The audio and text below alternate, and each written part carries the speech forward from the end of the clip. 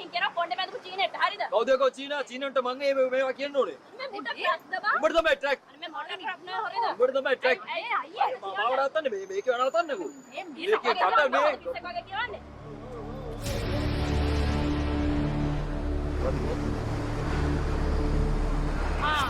ආපුවේ කොහොඳයි. වා තමයි දැන් මෙතෙන්ට අඩු වෙලා තියෙන්නේ. හොඳ වෙලාවට ආවයි බං.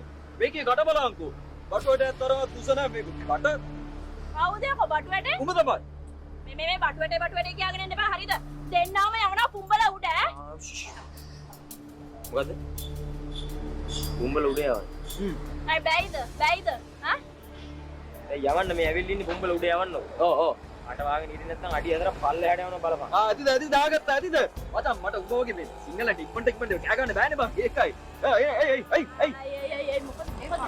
අනේ අයියේ නවත්තන්නකෝ. ඉතින් මේ යාළුවට කියන නවත්තන්න කියලා. ඔව්. අනේ මේ පිස්සුද බං මට මේ ඇති වෙලා තියෙන්නේ මුගේ මේ එකම බණේ අහලා. මොකද ඒක මොනේ? බණේද? බණේ මොකද්ද කියලා දහන්නේ? ඇයි? හසරලි වැඩට යනවා. උඹලා දෙන්න පිස්සෝ දෙන්නෙක් වගේ පස්සෙන් එනවා. මූ වෙනවා බයික් එකේ, මූ වෙනවා වීල් එකේ. මොකක්ද බං හැමදාම එකම විදිහනේ. සාමුසලට ඕක කරලා ඇති වෙන්නේ නැද්ද? මට මේකේ හැමදාම ඇවිත් කියන එකම බණේ අහලා ඇති වෙලා. ඔව්. පාරිදාගේ. ඔව්. බඩු වැටයක් වගේ ඉඳගෙන කයියන්ට දෙන්න.